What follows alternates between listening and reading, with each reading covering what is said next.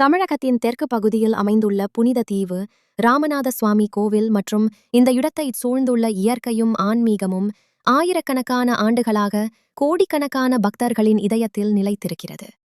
இன்று நாம் கேட்கப் போவது இந்த புனித பூமியில் தங்கியிருக்கும் தெய்வீக கதை, வரலாறு, புராணம் மற்றும் உலகமறிந்த பிரம்மாண்டமான கோவிலின் கால பயணத்தை பற்றியது.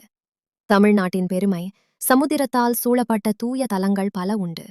ஆனால் அதில் மிக உயர்ந்த இடத்தை பெற்றது ராமேஸ்வரம். ஒரு பக்தன் இதன் பெயர் கேட்டால் கூட உள்ளம் பாவித்யம் பெறுகிறது. ராமேஸ்வரம் என்ற பெயரே ராமனின் ஈஸ்வரன் நிலை பெற்ற இடம் என்பதை அறிவிக்கிறது. இதுவே இக்கோவிலின் மைய உண்மையும் ஆன்மீக முதுகெலும்பும். ராமேஸ்வரம் கோவிலின் வரலாறு இராமாயணம் என்ற இம்மகாகாவியத்தை தவிர்த்து பேச முடியாது.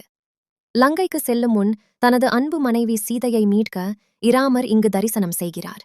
ஆனால் ராவணனை யுத்தத்தில் கொன்ற பிறகு ராவணன் பிராமணன் என்பதால் ஒரு பிராமணஹத்திய தோஷம் அவருக்கு ஏற்பட்டதாக அறியப்படுகிறது. அந்த பாபத்தை நீக்க வேண்டி சீதையிடம் இராமர் ஆலோசனை செய்கிறார். அப்போது சீதை சொல்லும் அறிவுரை, சிவபெருமானை வழிபட வேண்டும். இதன் பேரில் ராமரும் அனுமனும் இணைந்து இங்கு ஒரு பெரிய ஜோதிர்லிங்கத்தை அமைத்து சிவனை வழிபட்டு தம்முடைய தாபத்தை தீர்த்து கொள்கிறார்கள். இந்த லிங்கமே இன்று நாம் வணங்கும் ராமநாத லிங்கம், கோவிலின் முக்கிய மூர்த்தி. புராண கதைகளின்படி ராமர் அனுமனை உத்தரவிட்டு வட இந்தியாவிலிருந்து ஒரு லிங்கத்தை கொண்டு வர அனுப்பினார்.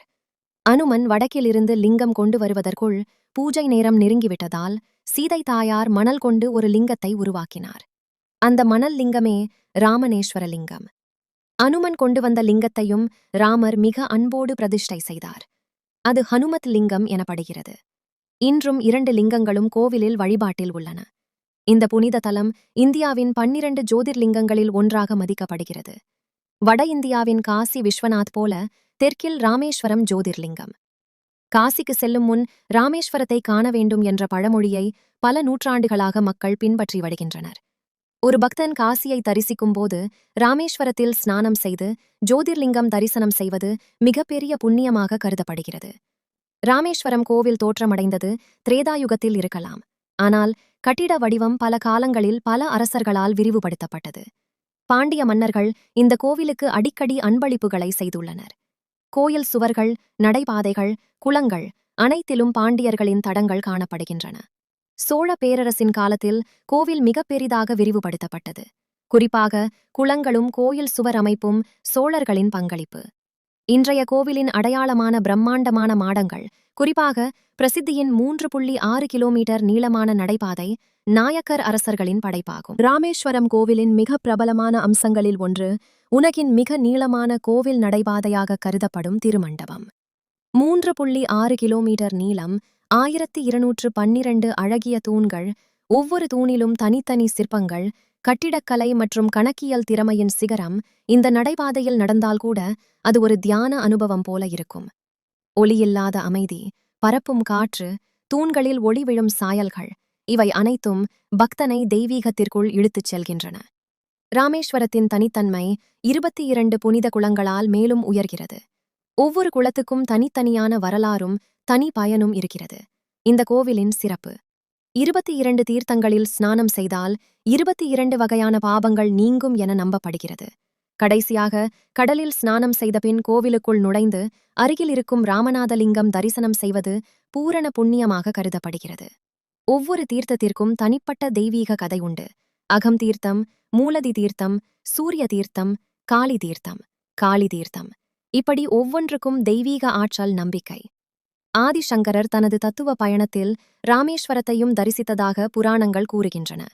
அவர் இங்கு சிவபெருமானை பற்றி உபனிஷத ரகசியங்களை விளக்கி சிவமும் கேசவனும் ஒன்று என்ற அத்வைத தத்துவத்தை வலுப்படுத்தினார்.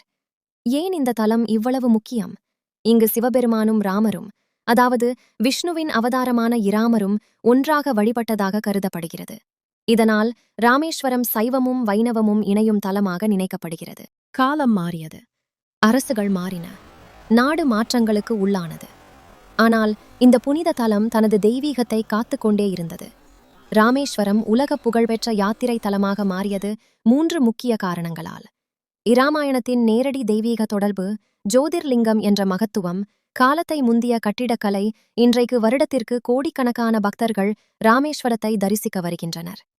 ராமேஸ்வரம் கோவிலில் இன்னும் தொடரும் சில தனித்துவமான மரபுகள். கோவிலுக்குள் நனைந்த ஆடையுடன் செல்ல அனுமதி. முதலில் 22 தீர்த்தங்களிலும் ஸ்நானம் செய்வது.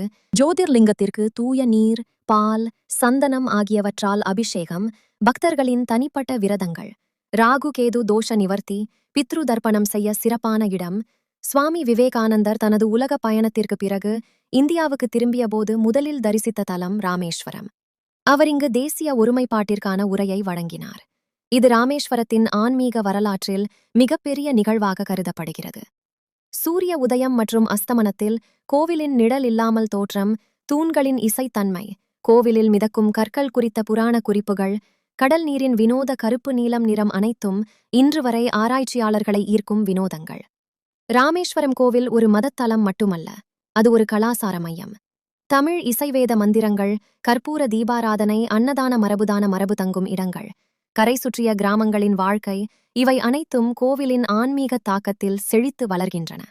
இன்று ராமேஸ்வரம் இந்தியாவின் முக்கிய ஆன்மீக சுற்றுலா தலமாக மாறியுள்ளது.